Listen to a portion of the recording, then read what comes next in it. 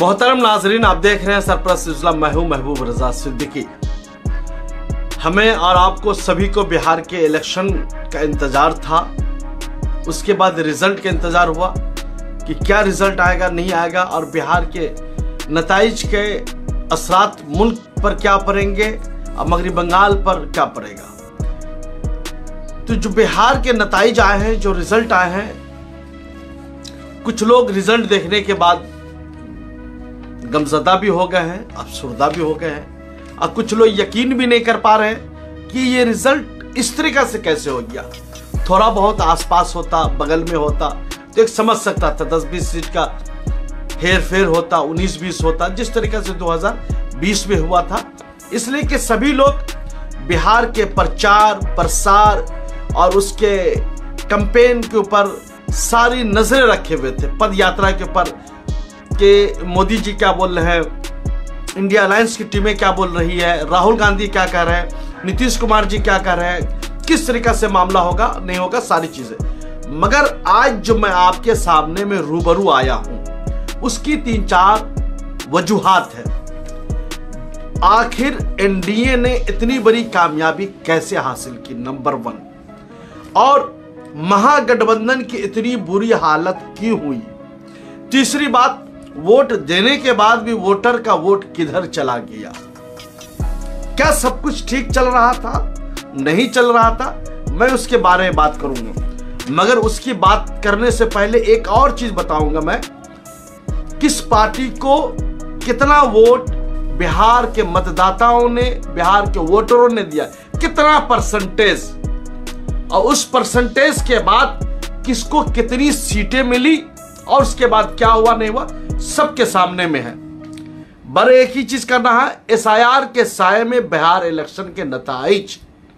ये हिंदुस्तान का पहली रियासती जहां पर एसआईआर के एक्सरसाइज को मुकम्मल किया गया और उसके नए ड्राफ्ट के मुताबिक इलेक्शन हुए। एसआईआर के सपोर्ट से एनडीए की फिर से सरकार बन गई। जी, एसआईआर के सपोर्ट से मैं बोल रहा, लफ्ज पर गौर कीजिएगा, बिल्कुल गौर करना है। इसलिए कि एसआईआर के जब एक्सरसाइज चल रहा था, स्पेशल इंटेंसिव रिवीजन, वोटरों के दाखिल और खारिज का मामला, तो 69 लाख वोटरों के नाम काट दिए गए और 7,42,000 समथिंग वोटर्स बने। 69 लाख का वोट काट देना, आप समझ रहे हैं ना, इट्स नॉट अ जोक। ये बहुत बड़ी बात है, ये मामूली बात नहीं है। और रविशंकर प्रसाद जो बीजेपी के कदावर लीडर है, एमपी है, उन्होंने कहा जब एसआईआर के एक्सरसाइज बिहार में चल रहा था, नोटेट करके, पॉइंट करके, अररिया, किशनगंज, पूर्णिया, कटिहार, 4 डिस्ट्रिक्टों में रोहिंग्यास बहुत ज्यादा आ गए, इन लोग के नाम कटनी चाहिए। और वही हुआ, 4 डिस्ट्रिक्टों में सबसे ज्यादा जो नाम कटे गए ये अररिया, किशनगंज, पूर्णिया और कटिहार में। जो ये बेल्ट महागठबंधन का बेल्ट था, कांग्रेस का बेल्ट था, एकदम समझिए कि मिल या मीट हो गया। ऐसे ऐसे लीडर हार गए जिसके बारे में ना आप सोचे होंगे ना हम सोचे होंगे। मगर नताइज तो आ चुका है, आपको भी मानना है, मुझे भी मानना है। इसके बाद की प्रक्रिया क्या होगी नहीं होगी, वो इंडिया अलायंस के लोग सोचेंगे, महागठबंधन वाले सोचेंगे, हम आप जैसे जो देश की जमहूरियत के ऊपर सोचो फिक्र रखते हैं, देश के कानून के ऊपर भरोसा रखते हैं, वो सोचेंगे ये कैसे हो गया, नहीं हो गया। तो मैं सबसे पहले उसके परसेंटेज पे बात करूंगा। टोटल बिहार में जो सीटें हैं 243 सीट्स, जिसमें से एनडीए को जो सीटें मिली, टोटल सीटें 202 सीटें मिली और 77 सीटों का इजाफा हुआ 2020 के इलेक्शन के मुताबिक। महागठबंधन को टोटल सीटें 35 मिली और जिसका 2020 के इलेक्शन के मुताबिक जो रिजल्ट किया था 2020 में 77 सीटें लेस आई, कम आई, मतलब वो तनज़्ज़ुल की तरफ गए, नीचे की तरफ गए। 75 सीटों का इनको नुकसान हो गया और एनडीए को 77 सीटों का फायदा हो गया। किस पार्टी को कितनी सीटें मिली वो समझना भी आपको जरूरी है। 89 सीटें जो आई वो बीजेपी को आई, जेडीयू को 85 सीटें, 4 सीटें कम। रामविलास के एलजेपी चिराग पासवान को 19 सीटें, हम मांझी को 5 सीटें, कुशवाहा की पार्टी को RLMR को 4 सीटें मिली, टोटल 202 सीटें हो गई। अब आते हैं महागठबंधन की तरफ। आरजेडी को 25 सीटें, कांग्रेस को 6 सीटें, CPIML को 2 सीटें, CPIM को 1 सीटें, उसके अलावा BSP 1 सीट लेकर के आई और असदुद्दीन अवैसी साहब को 5 सीटें मिली और एक पार्टी थी IIFP, उसको 1 सीटें मिली। अब ये बातें करते, सीट तो आपने देख लिया 243 का, सबका रिजल्ट आ चुका है। टोटल वोट परसेंटेज जो एनडीए को मिला, एकदम गौर से समझिएगा, एनडीए ने जो वोट हासिल किया उसका परसेंटेज मैं आपको बता रहा हूं, 46.52%। बिहार इलेक्शन में एनडीए अलायंस ने जो परसेंटेज ऑफ वोट हासिल किया उसका परसेंटेज है 46.52% और सीटें मिली 202 सीटें। एकदम क्लियर समझ लीजिएगा। महागठबंधन को जो वोट परसेंटेज मिला 37.64% और सीटें मिली 35। मतलब एनडीए से 9% वोट इनको कम आया, मगर सीटें का जो डिफरेंसेस है वो आपके सामने में मौजूद है। कहां 202, कहां 35, 100 उधर और 65 इधर। आप समझ सकते हैं कि कितना बड़ा हेर फेर हो गया। अब किस पार्टी को कितना वोटें मिला वो हम आपको बताएंगे।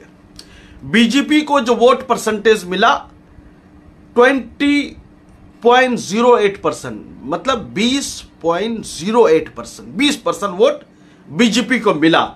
सीटें मिली 89। जेडीयू को वोट मिला 19.26%, मतलब 19.26%। इनको सीटें मिली 85। एलजेपी रामविलास को सीटें मिली 19, वोट परसेंटेज मिला 4.97%। ये मैं समझा रहा हूं ब्रेक करके, आप समझिएगा। हमको मिला सेकुलर को 1.18%, मांझी जी को।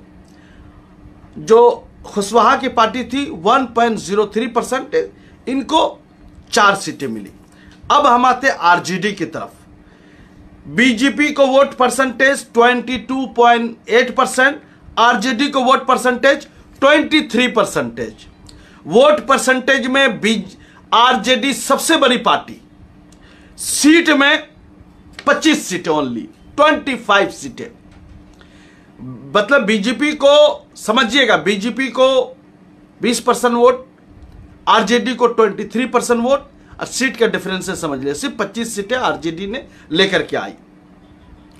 कांग्रेस को सीट वोट परसेंटेज जो मिला 8.71%, मतलब 8.9% वोट मिला, मगर सीटें आई सिर्फ और सिर्फ 6 सीटें आई।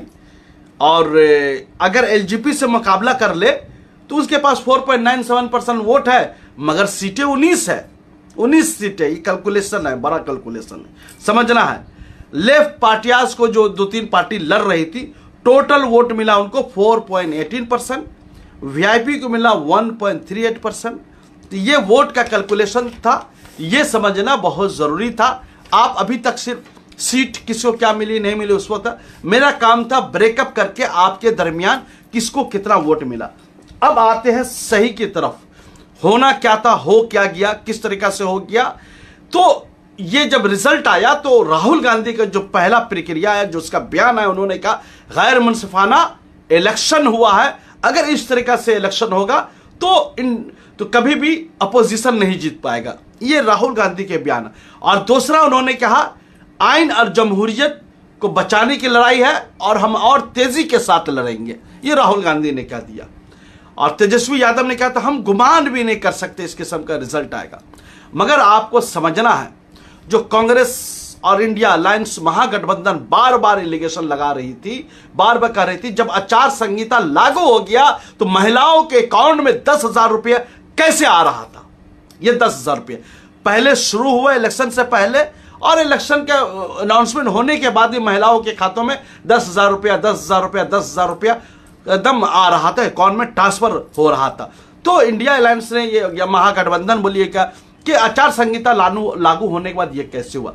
तो बोलने की ये बात मैं ये कहना चाहता हूं, अगर ये चीज आपको कहना ही था, बोलना था, तो जब ट्रांसफर हो रहा था आचार संहिता लागू होने के बाद, तो आप लोगों ने अपोज उस वक्त क्यों नहीं किया था? इलेक्शन कमीशन ऑफ इंडिया को क्यों नहीं मेमोरेंडम दिया या उसको जाकर के नोटिस करके याद दिलाया कि ये चीज गलत हो रहा, आचार संहिता लागू होने के बाद नहीं कर सकते हैं। ये हो गया, और ये तो एक फैक्टर रहा ही। दूसरा सबसे बड़ा जो फैक्टर रहा, वहां के ज्यादातर वोट जो महागठबंधन के वोटर थे उनके नाम को काट दिया गया, सिरे से अलग कर दिया गया। सोच भी नहीं आया, समझ भी नहीं आया ये हो क्या रहा है, कैसे हो रहा, किस तरीके से हो रहा है। इसलिए कि एसआईआर का पहला एक्सरसाइज था बिहार में, वक्त अब मुद्दतें भी कम मिली थी। सितंबर में कंप्लीट हुआ, ड्राफ्ट आ गया, फिर जाकर के आचार संहिता लागू हो गया, फिर इलेक्शन हो गया। मतलब इतना आनन फानन हुआ, अगस्त से शुरू हुआ, सितंबर में खत्म हो गया, लोग समझ ही नहीं पाए। थोड़ा बहुत मौका मिला कि फिर से छुटा, फिर से इसको दाखिल कर लीजिए। और जो अपने लोग थे, ये अपोजिशन का इल्जामात है, ये इल्जामात सही भी हो सकते, गलत भी हो सकते, कि बीजेपी वाले ने अपने लोगों के नाम को इंदराज किया, मतलब उसमें शामिल कर दिया, अपोजिशन के नाम को काट दिया, जिसमें से 2-3-4 हारने के जो बड़ा फैक्टर है, एक 10,000 का योजना, दूसरा महागठबंधन के वोटरों का नाम का काटना और एनडीए अलायंस के वोटरों का नाम का शामिल करना, ये दो सबसे बड़ा गठबंधन था। तीसरी बहुत अहम वजह थी, जो हर इलेक्शन में होता है, कि जितनी छोटी छोटी पार्टियां थी, 12-13 पार्टियां, सबको बिहार में इलेक्शन लड़ने के लिए भेज दिया है, जिसमें से बहुजन समाजवादी पार्टी है, पीआरआई है, बहुत सारी इतनी पार्टियां हम नाम नहीं बता सकते हैं। 12 पार्टियां टोटल कमोबेश लड़ रही थी। अगर हर पार्टी ने हर सीट पर अगर 1-1 हजार करके वोट काटा है, तो समझ लीजिए कितना काटा होगा। 500 वोट करके काटा। अगर 5-5 पार्टियां या 10-10 7 ही पार्टी पकड़ लेते, एक इलेक्शन में लड़ा होगा, 7 पार्टी ने समझिए काट लिया होगा, तो समझिए कि 3,500 वोट काट लिया। ये 3,500 वोट किसको मिलने थे? महागठबंधन को मिलने थे, और इसको तो 7,000 वोट हो जाता, अपोजिशन को नहीं मिलता। तो बहुत प्लानिंग तरीका से जो एनडीए है, बीजेपी है या उसके सहयोगी दलों का है, वो लोग बहुत प्लानिंग तरीके से, जो वोट मुझे नहीं आएगा वो वोट हमारे अपोजिशन को भी नहीं जाने, जो हमारा कंपटीटर है, जिसके खिलाफ मैं लड़ रहा हूं, उसको वो किसी तीसरे चौथे को बांट दो। और वो यहां बिहार में करने में वो बहुत कामयाब हो गया, बड़े पैमाने पे कामयाबी हो गया। मैं थ्योरी बता रहा हूं, थ्योरी को समझिएगा, प्रैक्टिकल आप देख चुके हैं। ये रिवाइज इसलिए बता रहा हूं कि हर स्टेट में होता है, और अपने लोगों को बड़े पैमाने पे बीजेपी वाले भेजते हैं कि जाइए इलेक्शन लड़िए, बड़े पैमाने पे लड़िए, खूब वोटों का बंदर बांट कीजिए, खूब इंडिया अलायंस के वोटों को खत्म कर दीजिए, बंदर बांट करके डिवीजन कर दीजिए, इधर उधर कर दीजिए। मगर यहां पर फिर एक चीज मैं कहूंगा, तेजस्वी यादव से सबसे बड़ी भूल हुई है। इतनी बड़ी भूल कि मैं आपको बताने जा रहा हूं, बताने के बाद आपको जो है सर पकड़ लेंगे किस तरीके से। तेजस्वी यादव इतने वहमो गुमान में थे कि इनका पैर जमीन में टिक ही नहीं रहा था। पूरे इलेक्शन में मुसलमानों का कमोबेश परसेंट, माइनॉरिटी का 19% वोट है, और अपने साथ सही तरीके से कहीं भी मुस्लिम लीडरशिप को उन्होंने साथ में नहीं रखा, जिसका 2 वोट है मल्ला का, मुकेश सहनी को बराबर में लाके खड़ा कर दिया।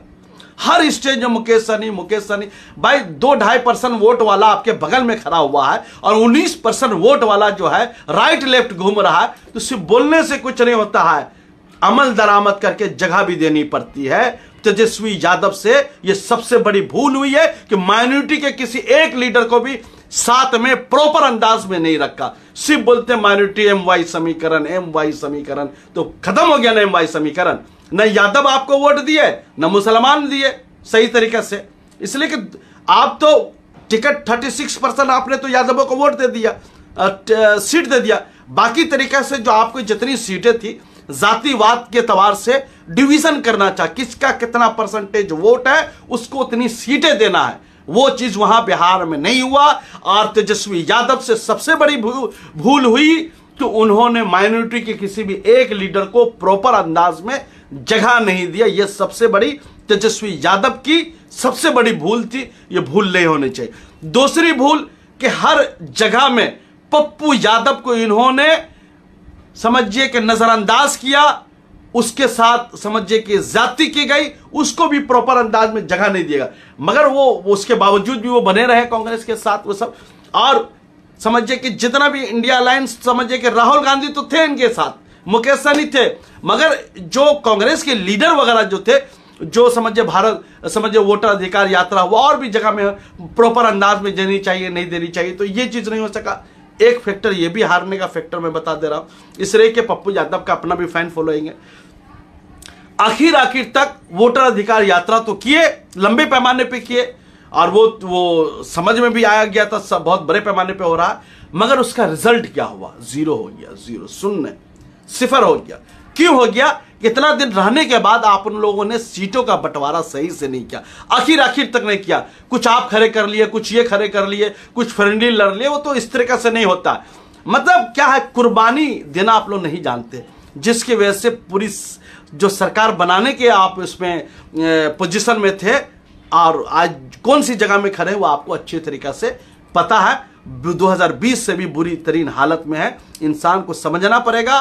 तीसरी अहम बात कि एक नाम उभर करके आया है जो तेजस्वी यादव के एकदम राजदा हैं, उनके पीए बोल लिए, ऑफिसर जो भी बोल लीजिए, उनका भी नाम उठा। वो अपने खानदान में ही डिवीजन फैला रहे थे।